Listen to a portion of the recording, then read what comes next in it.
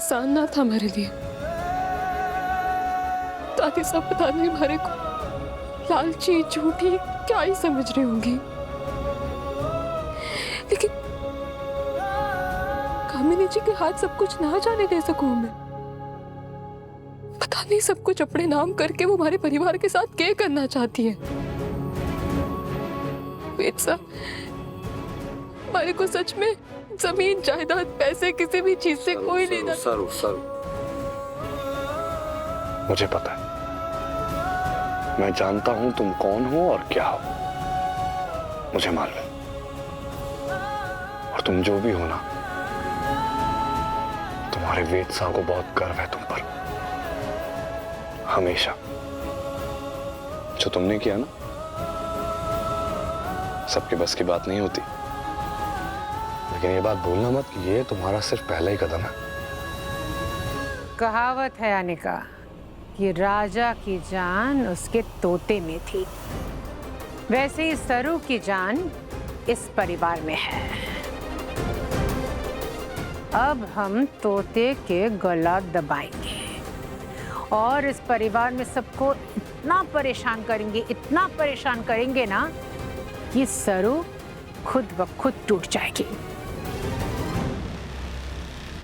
अब ये छोटा मोटा खेल नहीं, सामने बड़ी लड़ाई है, अपने दिमाग से और दाव से।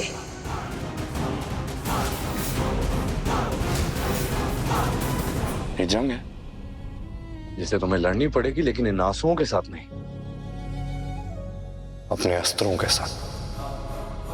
और वो अस्त्र होंगे तुम्हारा संयम, तुम्हारा संकल्प और मेरी सरू का साहस। आंसू नहीं। जंग तो मैं खुद लड़ूंगी, लेकिन हमारी असली जीत तभी होगी जब आप हमारे साथ, हमारे सारथी बनकर खड़े रहेंगे। रहेंगे ना?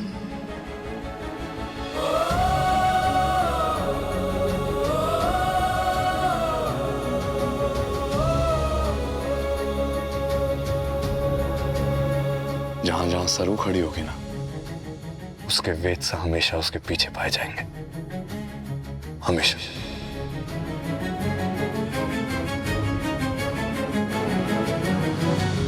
मुझे यकीन नहीं हो रहा है हमारी सरू ऐसा कर सकती है।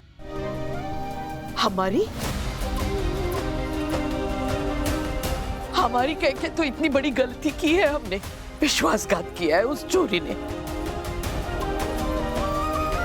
इतना बड़ा धोखा दिया है।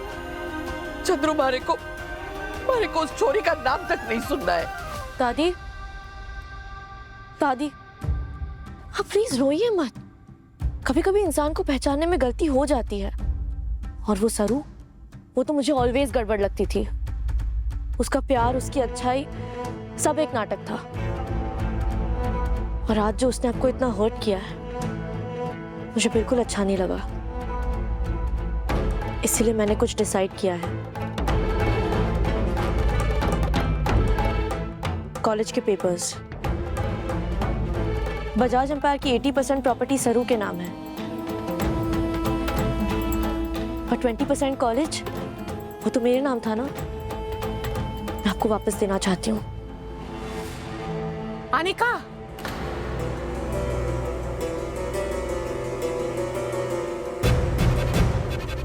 ये क्या कर रही हो तुम? हाँ,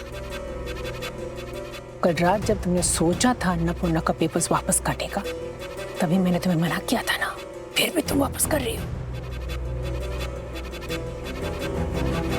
वो मनोज सरू ने तो सब कुछ हड़प ही लिया है, तुम्हारे पास सिर्फ ये था। हाँ, ये वापस कर दोगी तो तुम्हारे पास बचेगा क्या? मेरी फैमिली, नानी, और वो मेरे लिए किसी भी प्रॉपर्टी से कहीं ज्यादा इंपॉर्टेंट है। I'm proud of you, Anika.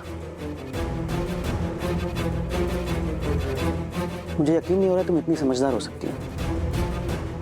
Anika, बेटा एक कॉलेज थारा है, तू अपने पास ही रख। नहीं दादी, आपको लेना ही होगा, वरना मैं समझूंगी कि आप मुझे अपना नहीं मानती।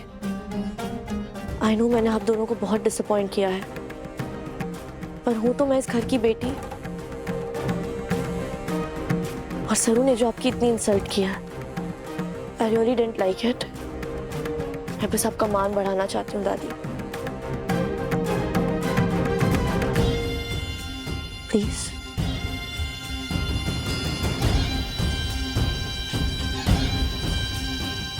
एनी, एनी मेरी बात सुनो एनी।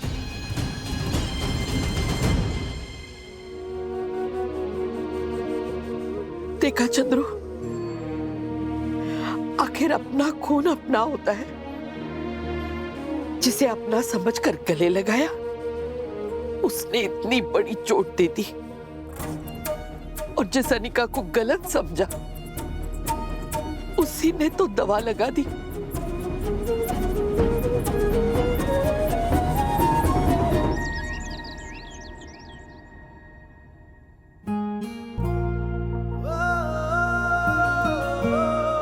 सेठ साहब, मैं खुद से कॉलेज चली आती, आपको इतनी परेशानी उठाने की क्या जरूरत थी?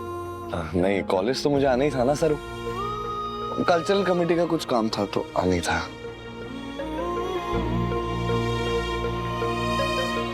कल्चरल कमेटी का काम? हमारे सामने ना कोशिश भी ना कीजिए। झूठ पकड़ने का टैलेंट सिर्फ आप में ही ना है। आपकी आंखों में देख के यूं पकड़ लेती हूँ मैं। और क्या क्या देख पाती हो सरू तुम मेरी आंखों में?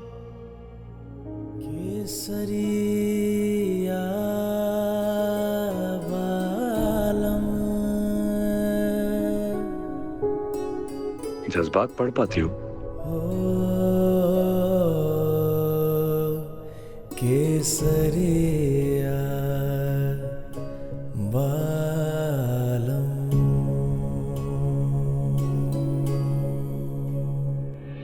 मेरा मतलब है कि मेरे पेट में सरू चूहे कूद रहे हैं क्योंकि सुबह से कुछ खाना नहीं खाया, घर से भूखा पेट निकला था। तो मैं सोच रहा हूँ कि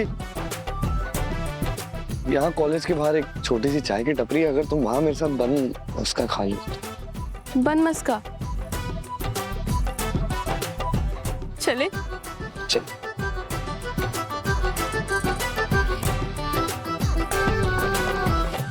काम हो गया? अरे बढ़िया से हो गया मैडम जी। बन मस्का और चाय?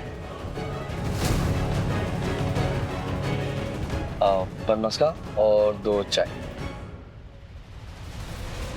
भाई भाई, 2 बन मस्का और 2 चाय। हाँ दिया दिया, बैठो। हाँ। अरे कहाँ चला गया ये?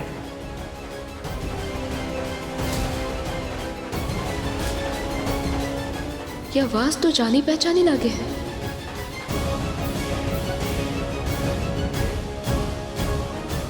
ये आवाज